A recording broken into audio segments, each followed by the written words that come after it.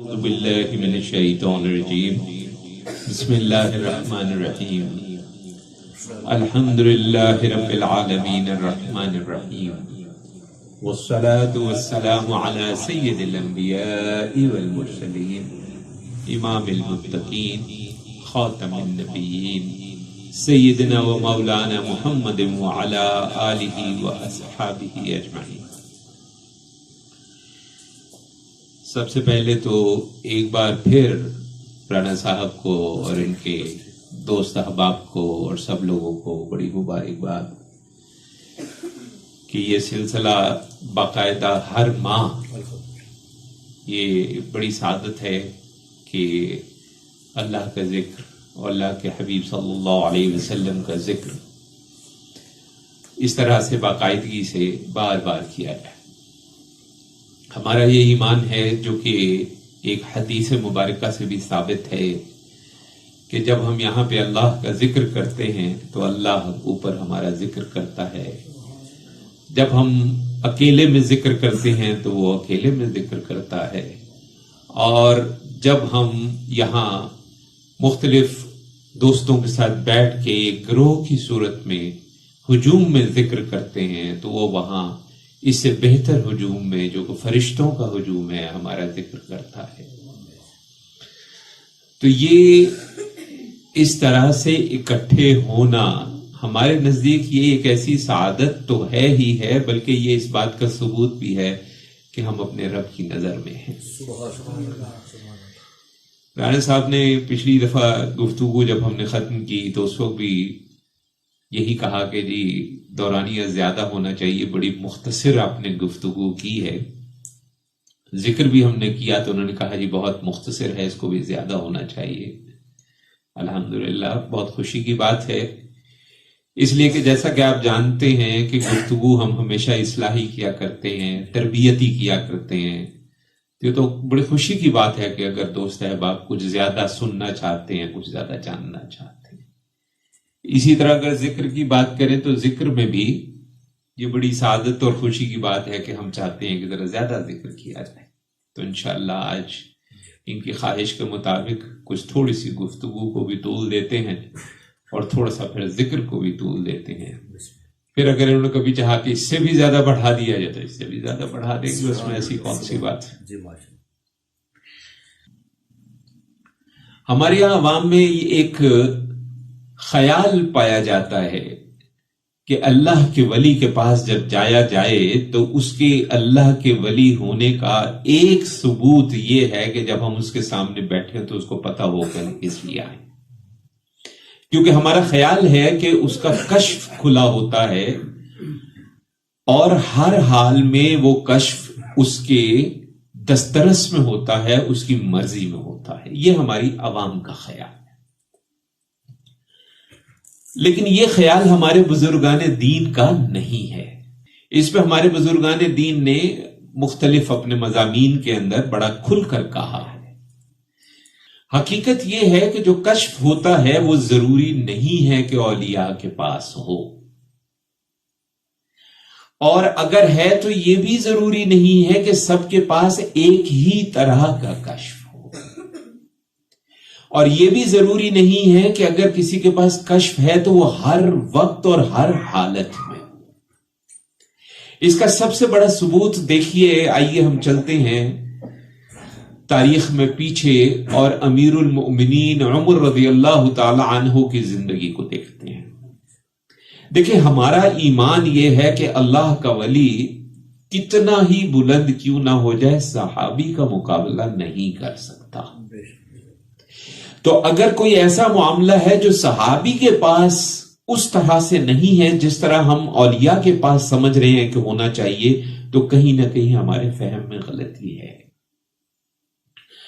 حضرت عمر رضی اللہ تعالی عنہ کا کشف کی جب بات کرتے ہیں تو ہمارے کچھ علماء جو ہے وہ ایک واقعہ بیان کرتے ہیں، اس سے ثابت کیا جاتا ہے کہ صحابہ کے پاس بھی کشف ہے اور اولیاء کے پاس بھی کشف ہے، اور وہ ہے کہ جب لشکر گیا ہوا تھا اور آپ مدینہ منورہ میں آپ ایک بیان فرما رہے تھے، خطبہ فرما رہے تھے، تو خطبے کے دوران آپ نے تھوڑا سا خاموشی اختیار کی اور پھر سے سپہ سالار کا نام لے کے وہاں پہ کہا کہ پہاڑ کے پیچھے، یا غالباً اپنے پیچھے کچھ اس طرح کے الفاظ ہیں۔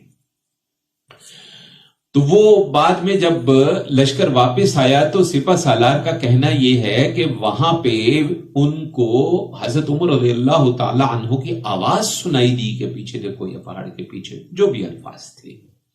یعنی نہ صرف یہ، اور وہ پھر انہوں نے پیچھے دیکھا تو پیچھے دشمن گھات لگا کے بیٹھا ہوا تھا۔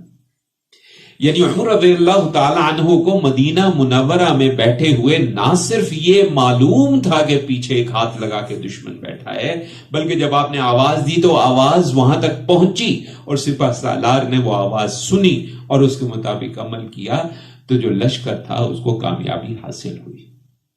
اس سے ثابت ہوا کہ کشف ہوتا ہے، اس میں کوئی شک نہیں۔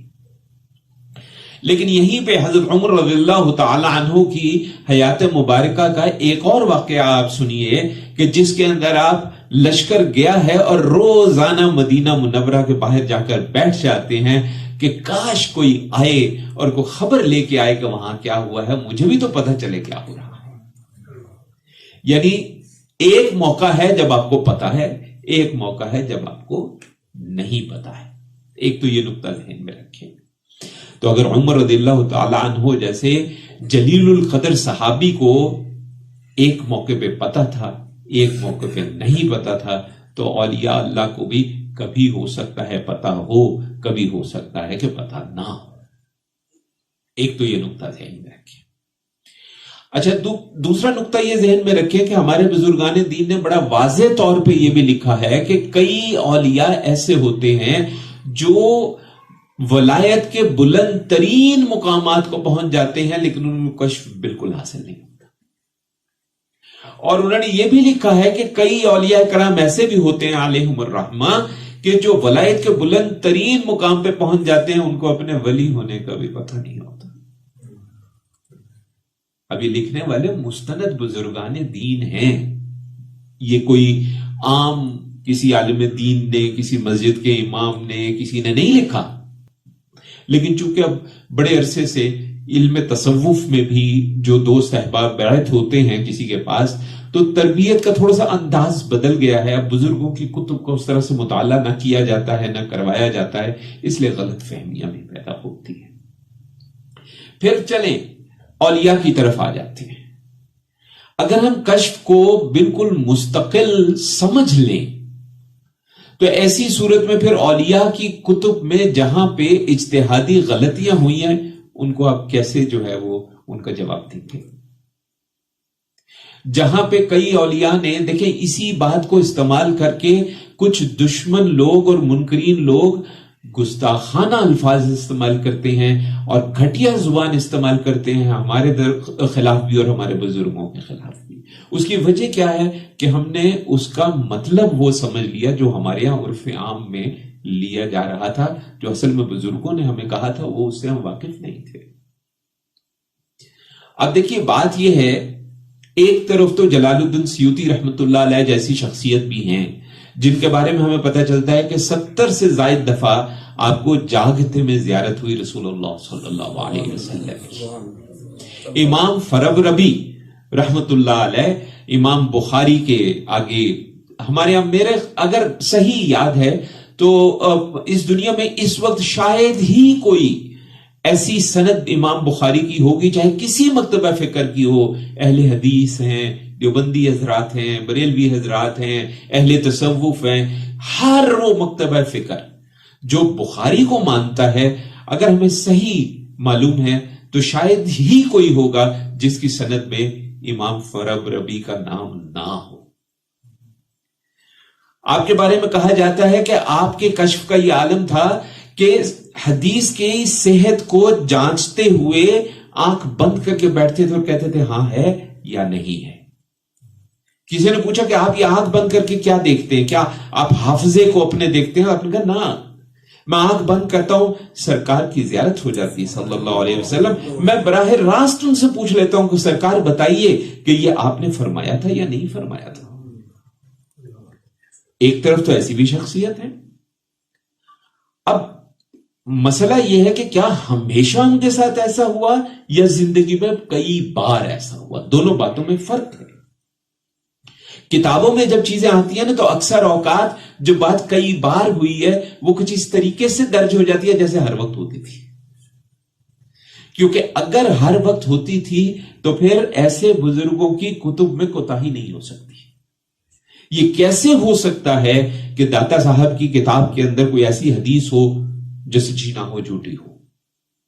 لیکن اگر ایسی کوئی حدیث موجود ہے تو اس کا مطلب یہ ہوا کہ ان کا کشف کسی ایسے وقت شاید نہیں اس طرح کا تھا کہ اس کے اندر اس کی تصدیق ہو سکتی، اور انہوں نے جو موجودہ علم موجود تھا محدثین کی کتب میں سے اس میں سے اس کو درج کر دی. اب اگر اس کو اس طریقے سے سمجھیں گے تو ہمیں اپنا عقیدہ تھوڑا بدلنا پڑے گا کہ نہیں جی بزرگوں کو سب پتا ہوتا ہے، ہر وقت پتا ہوتا ہے. اور اگر ہم یہ مانیں گے تو پھر استغفر اللہ، پھر داتا صاحب پہ جو انگلیاں اٹھتی ہیں وہ غلط تو نہیں اٹھتی. استغفر اللہ.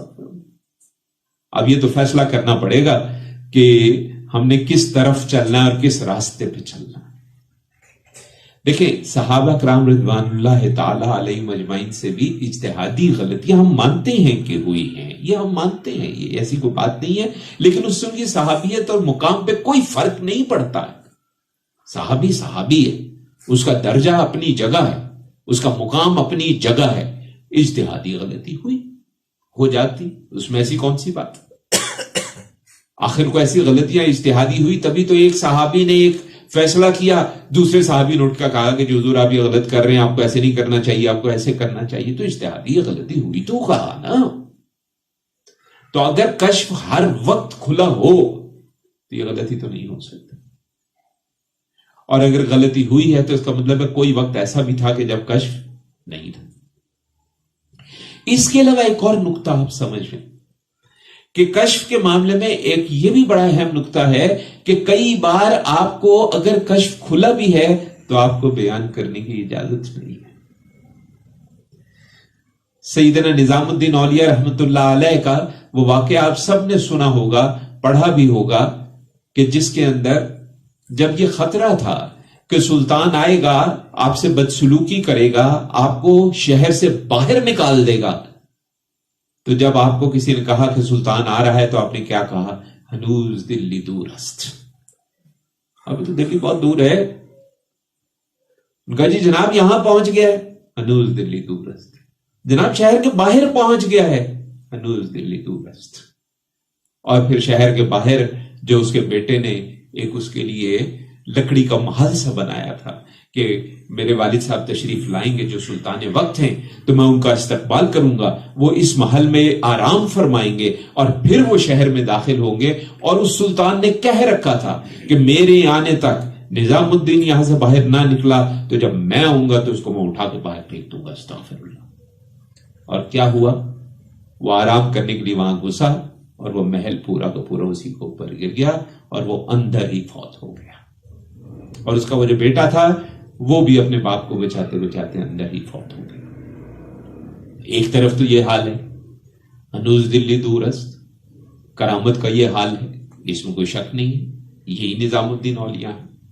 لیکن انہی نظام الدین اولیاء کے حوالے سے اور بھی بہت سے ہمارے پاس واقعات موجود ہیں، فلاں وقت یہ ہوا، فلاں وقت یہ ہوا، فلاں وقت یہ ہوا. اب پھر ان کا کیا جواز ہے؟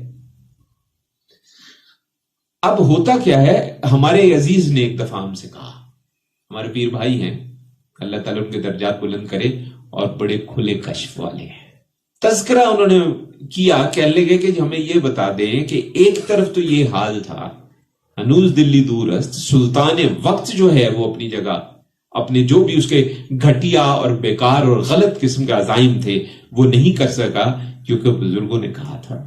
تو آج کیوں نہیں ہے وہ بزرگ جو حالات اتنے خراب ہیں، ہمارے حکمرانوں کے یہ حالات ہیں، ہمارے ارد گرد جو لوگ ہیں ان کے یہ حالات ہیں، ایمان کی کمزوریاں ہیں اور انتہائی خرافات معاشرے کے اندر پھیل رکھی ہیں. آج وہ بزرگ کہاں ہیں؟ کیوں نہیں کچھ کرتے؟ غالباً ابو ہریرہ رضی اللہ تعالیٰ عنہ سے منسوب ایک واقعہ موجود ہے، یا شاید کسی اور محدث صحابی سے موجود ہے. آپ لوگوں کو شاید یاد ہوگا کس کا ہے کہ انہوں نے یہ الفاظ کہے کہ نبی کریم صلی اللہ علیہ وسلم نے میرے سینے میں 2 کٹورے انڈیلے تھے، جس میں سے ایک میں بیان کرتا ہوں اور اگر دوسرا میں بیان کر دوں تو میری گردن کاٹ دی جائے۔ ہمیں یاد پڑتا ہے غالباً ابو ہریرہ رضی اللہ۔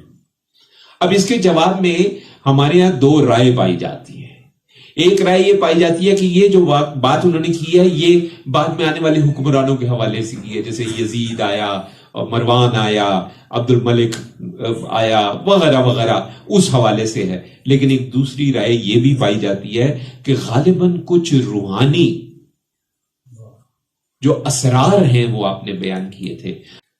تو اب معاملہ بڑا مختلف ہے۔ آپ کسی کے پاس گئے، ممکن ہے اس کو پتا ہو کہ آپ کیوں آئے ہیں، لیکن وہ بات کرنا نہیں چاہتا کسی وجہ سے، کیونکہ یہ فیصلہ اللہ پہ ہے، اور اللہ کے بعد یہاں پہ اس ولی پہ ہے جس کے سامنے آپ بیٹھے ہیں کہ اس نے یہ بات کرنی ہے، یہ بات نہیں کرنی ہے۔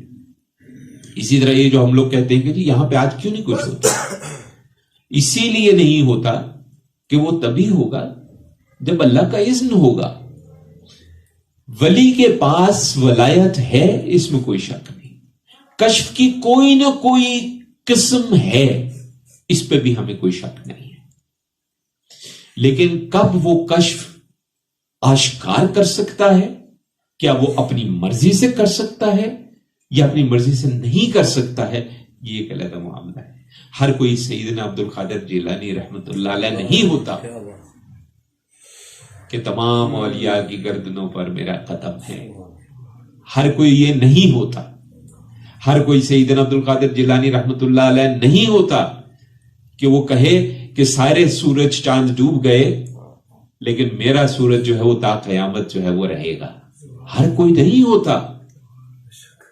اسی لیے میرا خیال ہے نصیر صاحب کے کلام میں وہ الفاظ ہیں کہ حق دیا ان کو اعلان کا مرحبا مرحبا، یہ کون سا اعلان ہے؟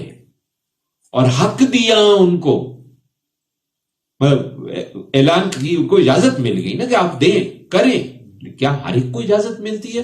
کوئی ضروری نہیں ہے۔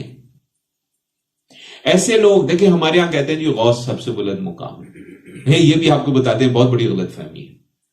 غوث سے اوپر 8 مقامات ہیں، 7 8، مطلب غوث غالباً 8واں بنتا ہے،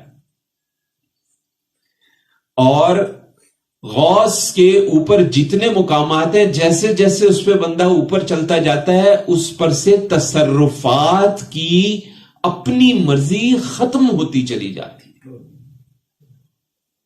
ہمارے دیکھیں ایک بڑی مثال ہے، تصرفات کس کے پاس ہیں؟ یا تو نیچے والے مقام کے لوگ ہوں گے جن کے پاس تصرفات نہیں ہے یا کم ہے، یا اوپر والے مقام کے لوگ ہوں گے جن کے پاس یا تصرفات نہیں ہے یا کم ہے۔ اس کی بڑی اچھی ہمارے شاگرد ہیں، انہوں نے مثال دی۔ ایک دفعہ کوئی بات ہوئی تو وہ ہمارے بارے میں بہت سی پیشن گوئیاں کرتے رہتے تھے، وہ بھی اللہ کے فضل سے الحمدللہ صاحب کشف ہے۔ پہلے ہاتھ کو یوں کریں، لکیریں نظر آ رہی ہیں، میں کہاں آ رہی، کہتے ہیں ہاتھ کو یوں کر لے، لکیریں نظر آ رہی ہیں، مگر نہیں آ رہی۔ قرب جتنا بڑھتا جائے گا دنیا سے بے رغبتی بڑھتی چلی جائے گی، جب بے رغبتی بڑھتی چلی جائے گی تو تصرفات کی اہمیت ختم ہوتی چلی جائے گی، اور ایک وہ وقت آئے گا کہ اللہ کے ولی کو تصرفات ہوں گے بھی تو کہے گا مجھے ضرورت نہیں۔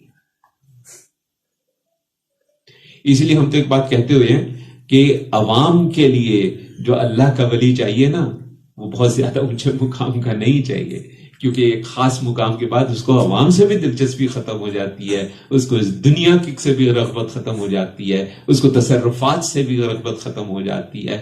وہ چاہے تو بڑی بڑی سلطنتیں لپیٹ دے لیکن اس کو اس سے رغبت ختم ہو جاتی ہے، کیونکہ وہ مقام ہو جاتا ہے جہاں پہ میں اور میرا محبوب بس، اور کوئی چیز نہ ہے نہ تھی نہ ہوگی۔ تو یہ جو ہماری غلط فہمی کہ نہیں جناب اللہ کا ولی تو وہ ہے جناب۔ اچھا اب یہاں پہ ایک اور بڑی خوفناک بات آپ کو ہم بتائیں گے، اور یہ پوری بات سنیں گے تو سمجھ آئے گی، ورنہ پہلا جملہ سنیں گے تو شاید آپ کہیں گے کہ یہ کیا بات کر رہا ہے۔ ہم نے کہا کہ اللہ کے ولی کے پاس شاید کشف ہو شاید نہ ہو، شاید اس کو آپ کو پتا ہو شاید نہ پتا ہو، शैतान के पुजारी को आपका सब पता होगा। आप कहते जी फलां के पास गया, हमारे एक शागिर्द होते थे, कहने लगे कि जी मैं रावी के किनारे लाहौर में था, कहने लगे रावी के किनारे इस तरह एक बंदा था, मैंने उसको अपनी आंखों से देखा है रावी के पानी के ऊपर चलते हुए। अब एक बंदा कह रहा है मैंने अपनी आंखों से देखा है, ये नहीं कह रहा कि मैंने किसी से सुना। अच्छा, अब हम भी थोड़ा सा दिलचस्पी पैदा हो गई, हमने कहा अच्छा जी बताइए जरा तफसील। कह लगे एक मसला है। क्या मसला है? कहते गलीज बहुत है, नमाज एक नहीं पढ़ता, गंदा है, बदबू इतनी है कि जहां बैठ जाए कई कई गज दूर तक उसकी बदबू जाती है। हमने कहा भाई आप उसके पास करने क्या गए थे? जनाब पानी पे चलता है और उसे हमारी हर बात पता है, जो बंदा जाता है उसके बचपन से लेकर अब तक की हर बात बता देता हूं। अब यहां सवाल हर बंदे के दिल में उठता है, जहन में उठता है कि ये कैसे हो सकता है कि शैतान के पुजारी को आपकी हर बात पता हो? क्योंकि पब्लिक का, हमारी अवाम का यही हाल है, जिसने सबको बता दिया इसका मतलब वो तो बड़े जनाब मुकाम का बंदा है। अब इस बात को समझे, कुरान मजीद भी हमें यह कहता है, हदीस मुबारका से भी हमें यह पता चलता है कि पैदाइश के वक्त हर इंसान के साथ एक शैतान जोड़ दिया जाता है। कुरान मजीद उसको करीन कहता है, लफ्ज करीन कुरान में आया। हदीस मुबारका में हुज़ूर सल्लल्लाहु अलैहि वसल्लम ने वाज़ेह तौर पे ये अल्फाज फरमाए हैं, हर शख्स के साथ एक शैतान है, लेकिन अपने बारे में कहा कि जो मेरा शैतान है वो मेरे ताबे आ चुका है। और एक और रिवायत में आया कि वो मुसलमान हो चुका है। अब ये शैतान बचपन से, मेरा जो शैतान है, आपका शैतान है, आपका शैतान बचपन से आपके साथ है, उसने तो आपकी सारी जिंदगी देख रखी है। और शैतान का पुजारी जो है उसके साथ तो उसकी बड़ी अच्छी बनेगी। उसके लिए क्या मुश्किल है शैतान के पुजारी के लिए कि अवाम को ईमान से हटाने के लिए हमारे आपके उस करीन के साथ राब्ता करके कहे जनाब जरा बताओ तो सही ना, ये सारा जिंदगी क्या करता रहा, फलां वक्त इसने क्या किया था, फलां वक्त क्या हुआ था। तो वो भी तो शैतान है, वो शैतान को नहीं बताएगा तो किसको बताएगा? अब जब हमारा शैतान उस शैतान के पुजारी को सब बताएगा तो उसको तो सब पता है, आप कब पैदा हुए, अब कहां पैदा हुए, आपने कहां कहां पढ़ा, आपने क्या क्या किया। अगर हमसे कोई गुनाह हुए तो उसको हर गुनाह का पता होगा कि कौन कौन सा गुनाह हमने किया, कब किया। और अगर हमने कोई अच्छा नेक काम किया तो उसको हर नेक काम का पता होगा कि इसने क्या किया, कब किया, कैसे किया। तो अब हमने आपने सोचना है कि अगर एक शख्स जिसके पास हम जाते हैं उसको हमारे बारे में सब कुछ पता है, तो हमें कैसे पता चलेगा कि यह बंदा दुरुस्त है या शैतान है? उसका हाल सिर्फ और सिर्फ क्या है, उसके उठने बैठने चलने फिरने बोलने में इस्लाम कहां है। जो बंदा इतना गंदा है कि उसके पास से गजों दूर तक बदबू आती है, वो सच्चा मुसलमान तो नहीं हो सकता। हां, एक इम्कान है कि वो वाकई में मजजूब हो, लेकिन अगर मजजूब है तो भी उससे दूर रहना जरूरी है। मजजूब के मुंह से कोई ऐसी बात निकल जाए कि हमारी जिंदगी बर्बाद हो जाए, उसको कोई फिर ठीक नहीं कर सकेगा। हम जाती तौर पे एक साहब को जानते हैं जिसको एक मजजूब ने कुछ कह दिया था, उस बंदे का कमर से नीचे धड़ मफलूज है। दुनिया का कोई डॉक्टर जो उन्होंने दिखाया हो वो कहता है कि आपको कोई मसले नहीं है, आपकी हर नस ठीक है, आपकी हर हड्डी ठीक है, आपकी हर चीज ठीक है, लेकिन वो नहीं चल सकता, खड़ा नहीं हो सकता, व्हील चेयर पे। एक मजजूब के मुंह से बात निकल गई। तो जो मजजूब है उससे तो दूर रहने में आफियत है, क्योंकि मजजूब का पता कोई नहीं। अगर कभी आपके भले की बात कर दे तो मौज हो जाएगी, और अगर कभी कोई ऐसी बात कर दे तो आप सारी उम्र के लिए तबाह बर्बाद हो जाएंगे। तो हमारे ख्याल में राना साहब की ख्वाहिश के मुताबिक आज हमने मुनासिब वक्त गुफ्तगू को दे दिया। तो अर्ज सिर्फ हम आखिर में कर देते हैं दोबारा। हमने ये कहा कि अल्लाह के वली के पास कश्फ भी हो सकता है, करामत भी हो सकती है। वो हो सकता है किसी मसलहत के तहत आपके सामने ना खुलना चाहे, या हो सकता है कि उसके पास ना हो। ये मुमकिन है। لیکن شیطان کے پجاری کو آپ کی ساری زندگی کی ہر اچھائی ہر برائی پتہ ہوگی، اور اس کی وجہ یہ کہ ہمارا شیطان اس کا ساتھی ہے۔ شیطان کو نہیں بتائے گا تو کس کو بتائے گا؟ یہاں پہ آخر میں ایک مسئلہ آپ کو ہم حل کر دیں۔ ہم سے ایک دفعہ ایک صاحب نے پوچھا، ہمارے یہاں کئی 2-3 بلکہ ایک آرٹیکل لکھا تھا غالباً جاوید چودھری نے، جس میں اچھی بات جو ہے اس نے یہ کہی کہ ہم مسلمان ہیں، ہم آواگان کو نہیں، آواگان کہتے ہیں، میرے ذہن سے ہمارا نکل گیا وہ کیا کہتے ہیں، جس میں دوسرا جنم تیسرا جنم ہندوؤں کے یہ جو چلتا ہے، ہم تو اس کو نہیں مانتے۔ مگر اب کیا کریں کہ فلاں جگہ پہ ایک کنفرم کیس موجود ہے کہ بچی کی اتنی عمر ہے اور وہ پچھلے جنم کی ساری زندگی جانتی ہے اور وہ بتاتی ہے۔ تو اس کا جواب پھر ہم نے ان کو بالکل یہی دیا کہ جناب یہ صرف اور صرف، کیونکہ جب انسان مر جاتا ہے اس کا شیطان یہاں رہ جاتا ہے، یہ صرف اور صرف اس طرح ہے کہ اس بچی کے شیطان اور اس مرے ہوئے بندے یا خاتون کے شیطان جو ہے، اس شیطان کے ساتھ ان کا آپس میں جو بھی معاملہ ہے اس کے تحت یہ بچی اپنے طور پہ واقعی یہ سمجھ رہی ہے کہ میرا دوسرا جنم ہے نہیں، کیونکہ 2 شیاطین نے آپس میں مل کے اس کو پوری طرح سے اس طرح سے اپنے قبضے میں کیا ہے کہ وہ ہر چیز بتاتی ہے، میں فلاں جگہ رہتی تھی، میری اتنی عمر تھی، میری فلاں سے شادی ہوئی تھی، میرے اتنے بچے تھے، اور پھر اس کو کہا گیا لے جانے کے لیے، وہ وہاں لے گئی، وہ شوہر سے ملی، شوہر کے اس نے جیسے وہ پاؤں چھونے اور وہ مانگ پہ جیسے ہندو خواتین کرتی ہیں وہ سب کچھ اس نے کیا، ایک ایک بچے کو اس نے پہچانا۔ کیسے پہچانا؟ اب ہوتا کیا ہے جب 2 شیطان مل کے اتنا بڑا ڈرامہ کرتے ہیں تو کچھ کمزور ایمان کے لوگ اس کے قابو میں آ جاتے ہیں، اور شیطان کو کیا کرنا ہے، اس کو بس کمزور ایمان ہی تو چاہیے، سب تباہ ہو جاتا ہے۔